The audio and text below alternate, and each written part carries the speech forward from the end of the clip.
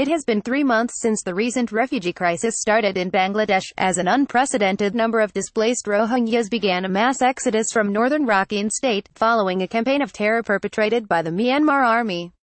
To get an in-depth view of the current state of the refugee crisis, a Dhaka Tribune correspondent visited the Rohingya camps located in Ukhiya and Teknaf upazilas of Cox's Bazar district.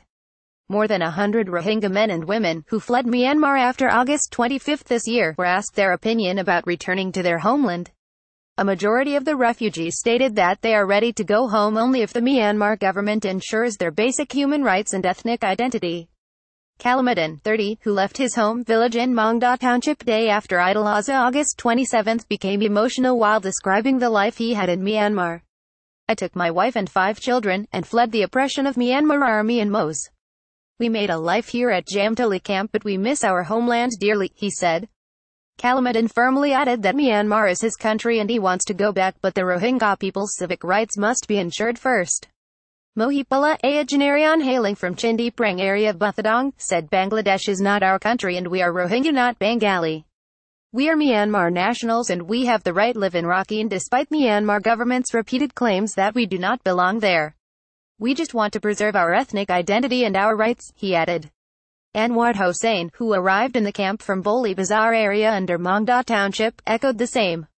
Also read Dhaka, Napiada agree to start Rohingya return in 2 months if our Hukumat government agrees to accept us as Myanmar nationals and allow us to preserve our identities as Rohingya, then I will begin my journey back immediately, and will not seek compensation for the damages caused in the recent violence, Anwar, who claimed to be a landlord in his locality, told the Dhaka Tribune.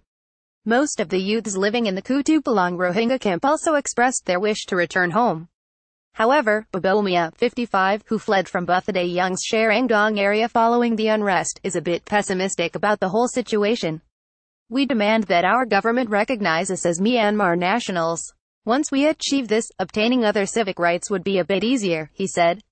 The teenagers living in the camp, hailing mostly from Kinisi area of Buthadong, said they are happy because they get food and shelter here, but they feel homesick and are eagerly waiting to return home.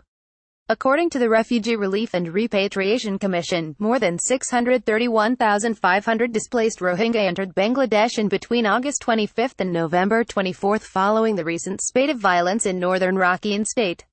United Nations High Commissioner for Refugees UNHCR Senior Emergency Coordinator Louise Ubben, leading the current emergency response in Cox's Bazar, recently stated that Myanmar is still torturing the Rohingya people. According to Ubben, this is one of the major reasons for the continuing refugee influx in Bangladesh. Human Rights Watch, on the basis of satellite images, revealed that at least 288 villages were partially or completely burned in northern Rakhine state since August 25. The Rohingya are one of the most persecuted minorities in the world.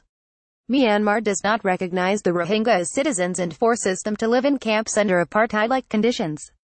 Even before the recent influx began, several thousands of Rohingyas were already living in Bangladesh since 1991. According to a statement of Press Information Department (PID), the government has already registered more than 600,000 Rohingyas to help ease the repatriation process.